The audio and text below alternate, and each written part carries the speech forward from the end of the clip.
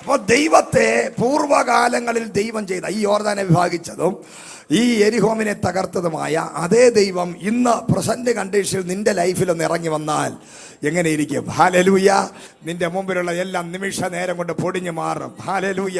അതിനൊറ്റ വഴി, നീ ദൈവത്തെ സ്തുതിക്കണം, നീ ദൈവത്തെ മഹത്വപ്പെടുത്തണം. നീ ദൈവ സന്നിധിയിൽ നിനക്ക് വേണ്ടി ദൈവം ചെയ്ത അത്ഭുതങ്ങളെ, കഴിഞ്ഞ നാളുകളിൽ എൻ്റെ ദൈവം എനിക്ക് ചെയ്ത ദൈവത്തിന്റെ അത്ഭുതങ്ങൾക്കായി, ദൈവത്തെ സൗഖ്യത്തിനായി, തലവേദന മാറ്റിയതിനായി, എന്നെ ആക്സിഡന്റിൽ നിന്ന് വിടുവിച്ചതിനായി, എൻ്റെ രോഗത്തിൽ നിന്ന് മോചിപ്പിച്ചതിനായി, എന്റെ തലമുറയെ വിടുവിച്ചതിനായി, എന്റെ വിവാഹം നടന്നതിനായി എന്ന് പറഞ്ഞ് 100 വിഷയങ്ങൾ എന്റെ മുമ്പില് നിരത്തി വെക്കുമ്പോൾ അതൊക്കെ ചെയ്ത ദൈവം, അതിനെ നീ സ്തുതിക്കണം, അതിന് നന്ദി പറയണം. അങ്ങോട്ട് പറയാൻ തുടങ്ങിയാലുണ്ടല്ലോ ദൈവത്തിന് അവിടെ ഇരിക്കാൻ പറ്റത്തില്ല. ദൈവത്തിന്റെ വചനം പലപ്പോഴും ഒരു ചില ദൈവദാസന്മാരെ പറഞ്ഞിട്ടുണ്ട്, സ്വർഗത്തിനകത്ത് എല്ലാ റൂമുകളും ബിസിയാണ്, പക്ഷെ ഒരു റൂം മാത്രം ബിസി അല്ലാത്തതുള്ളൂ. അത് നന്ദി കരയറ്റുന്ന ആ റൂമാണ്. അവിടെ ഇരിക്കുന്ന ഏഞ്ചൽ ഉറങ്ങിയിരിക്കുകയാണ്, കാരണം ഒറ്റയെണ്ണത്തിന് നന്ദിയില്ല.